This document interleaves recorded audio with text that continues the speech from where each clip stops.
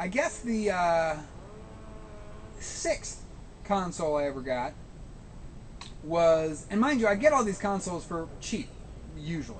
You know, my first Super Nintendo broke down, and I got it from the kid across the way with Zelda for $10. I mean, you can get stuff cheap. That's why I'm retro game. This is why I'm doing this, because it's more accessible to us. You know, it's cheaper, so it's cost effective. It's just important that you have the right eyeballs for it, because it's easy to look at these old things as just passe relics, but they're not. They're artifacts, and they're significant in terms of the industry as a whole. But the Sega Saturn I actually purchased sixth, and now I was playing my Dreamcast for the most part when I picked up my Saturn for $30, Game Shark, excuse me, Game Shark included.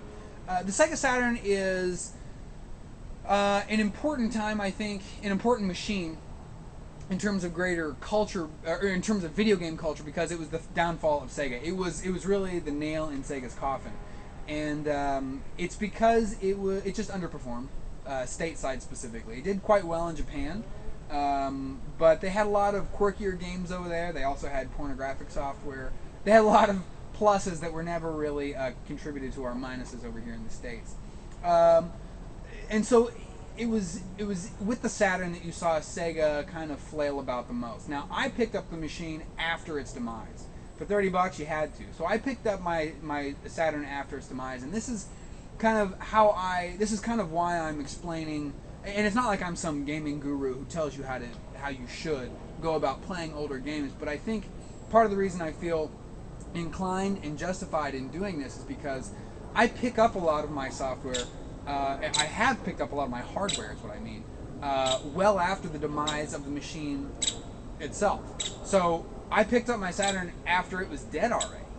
I picked up a number of machines after they were dead. So I was retro gaming even at the point of purchase, is my point.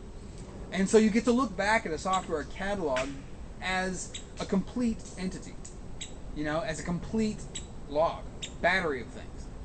And, you know, the Saturn really does have some solid heavy hitters. And for me, it's always about justifying your price tag, because when you game, retro or otherwise, it's all about value. Are you getting value for money? Are you getting play and enjoyment for your dollar or your euro or whatever? And, you know, for me, at $30, I felt that buying Knights pretty much justified it. A unique game with, I think, a largely underappreciated Wii sequel. But, you know, there are 5 games for the Sega Saturn that justify purchasing it for $30. And this is significant. I like this perspective on retro gaming, because it doesn't mean that every game has to be a blockbuster, which in today's world, you know, it kind of seems like it has to be. You know, if it's not a huge blockbuster, the publishers think twice about a sequel, which I understand, but it wasn't always like this. And as a consumer, we have the luxury. One of the greatest things about being consumers is that we can pick up software once it becomes passe. We can pick up a console once it stops being manufactured for much less money, because you're really, if it's not that the new hotness is bad, it's just more expensive, and frankly, everything will be passe at some point.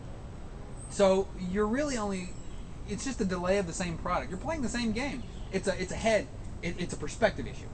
And so the Saturn culturally was losing big time to Sony with their PlayStation, which was totally, very much like the Sega Genesis before it, Sega with the Genesis before it, was very much in the verve with lifestyle. Sony was very lifestyle. If you guys recall, you know, rave culture, particularly in Britain, was really big back then, and it was getting decently sized here, the rave hardcore.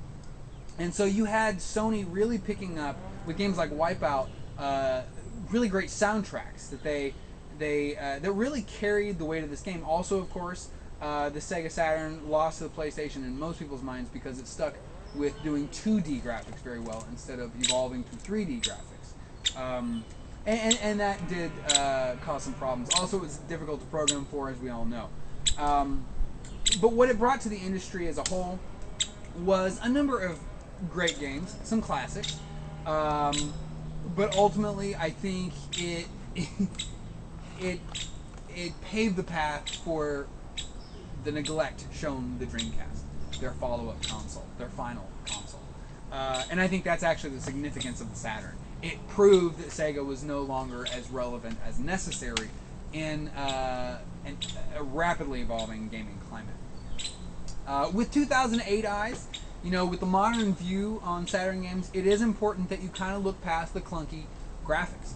Because one of the reasons I was never into the 32-bit era that much is because I was never too impressed with the 3D graphics.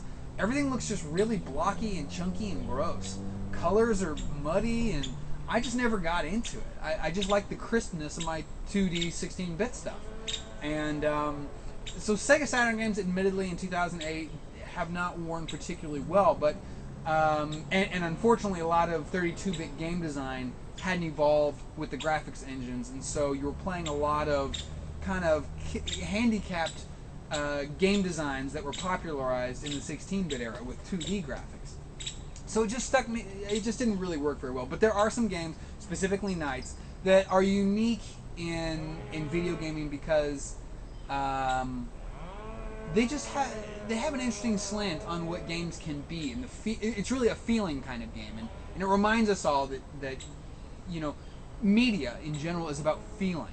And with games like Knights, where nothing is, you just try Knights. It's worth it. I'm not saying that's the only game. Sega Rally is also fantastic on the Saturn. It has a number of fantastic 2D shooters that do hold up well by 2008 standards. But admittedly, the Saturn is going to you'd be forgiven for looking at the Sega Saturn as a rough haul in 2008, 2009.